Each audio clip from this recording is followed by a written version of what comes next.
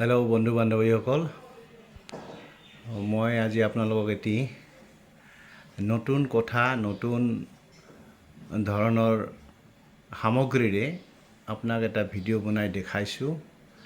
ভাল লাগিলে চাব। কথা হ'ল কি, কালি মই বজাৰৰ পৰা দুটা ফুলুকা বাঁহৰ গজালি আনিছিলোঁ বাঁহৰ গাজ বনাবলৈ। কিন্তু বাঁহৰ গাজ আপুনি কেনেকৈ বনাব?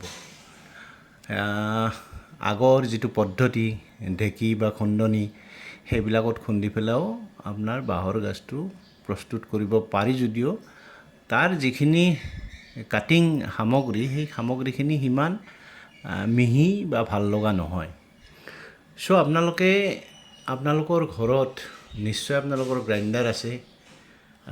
গ্ৰাইণ্ডাৰত এটা জাৰ থাকে জেনেৰেলি, সেইটো কিনিবলৈ পোৱা যায় আৰু বিচাৰিলেও পাব। কোম্পানী লৈ বেলেগ বেলেগ থাকে। গতিকে আপোনালোকে এটা কাটিং জাৰ আনিবচোন। এই কাটিং জাৰটো আনিলে এইটো কাটিং জাৰটো দেখিবলৈ এনেকুৱা। ইয়াত এইখন ব্লেডখন এনেকৈ থাকে, এইখন ঢাকনি। এই ঢাকনিখন গুচাই ল'ব। কাটিং ব্লেড এখন থাকে, চাই লওক। এই ব্লেডখনত কভাৰ থাকে। এই কভাৰটো আপুনি উলিয়াই ল'ব।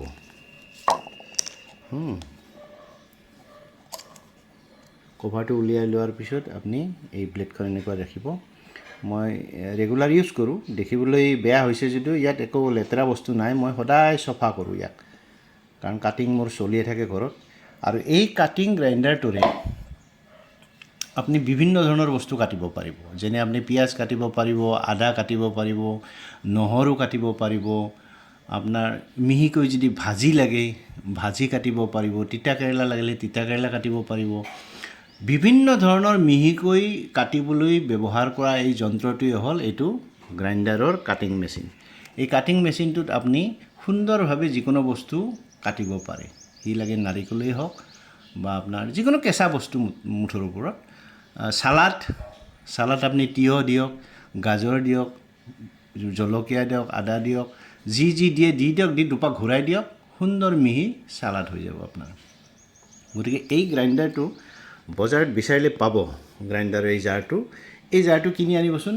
এই জাৰটো বহুত কামত আহে, বিশেষকৈ আপোনাৰ পাকঘৰত, কিটচেনত আপুনি এই জাৰটোক আপুনি বহুল প্ৰয়োগ কৰিব পাৰিব। মই আজি প্ৰায় 10 বছৰ ধৰি এইটো ইউজ কৰি আছোঁ। এইটো মোৰ বহুত পুৰণা, বেয়া হোৱা নাই দেই।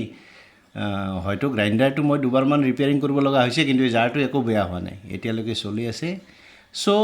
এই জাৰটোৰে যিকোনো কাটিং সামগ্ৰী আপোনাৰ কিটচেনত, আপোনাৰ গ্ৰাইণ্ডাৰো নালাগে। প্ৰায় গ্ৰাইণ্ডাৰ নোহোৱাকৈও আপুনি এইটোতে বহুত কাম চলাই নিব পাৰিব।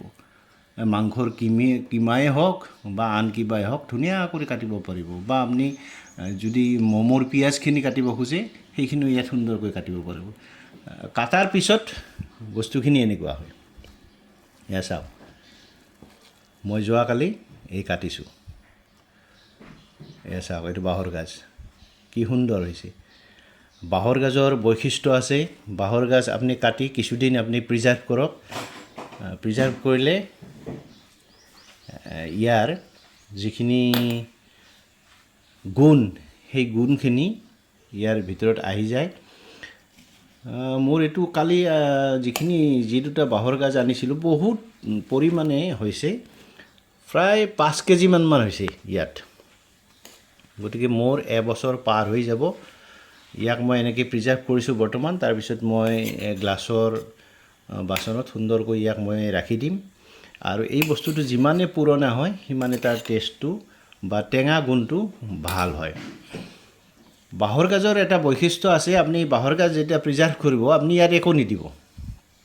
বাঁহৰ গাজৰ এটা প্ৰাকৃতিক ৰূপে এটা এনেকুৱা ধৰণৰ পদাৰ্থ আছে, যাৰ ফলত বাঁহৰ গাজ 5 বছৰলৈকেও ৰাখিব পাৰিব, এনেকৈ থাকিব।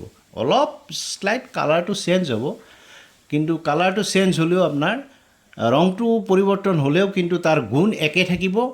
তাত ভেঁকুৰ বা অন্য কিয় একো নালাগে। আপুনি এনেকৈ প্ৰিজাৰ্ভ কৰি থ'ব। যেতিয়া আপোনাৰ খাবলৈ মন যাব, কিছু উলিয়াই ল'ব। এটা বাচনত কিছু এনেকৈ উলিয়াই ল'ব।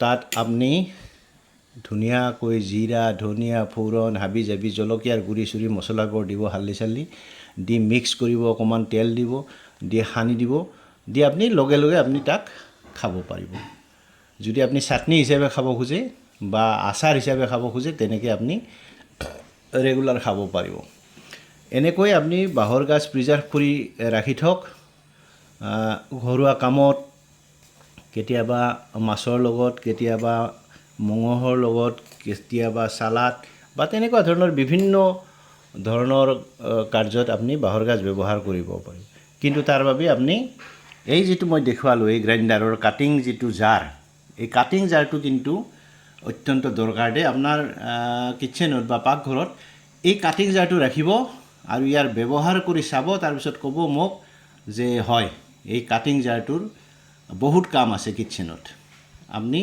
এই কাটিং জাৰটোৰে আপুনি বাঁহৰ গাজে কাটিব পাৰিব তেনেকুৱা নহয় যিকোনো বস্তু আপুনি ইমান ধুনীয়াকৈ মিহিকৈ কাটিবলৈ পাৰিব আৰু তাক ভাজি হিচাপে চাটনি হিচাপে চালাড হিচাপে বিভিন্ন প্ৰকাৰে আপুনি খাব পাৰিব ভিডিঅ'টো চাই কেনে বোলে জনাব ধন্যবাদ আজিলৈ এৰিছোঁ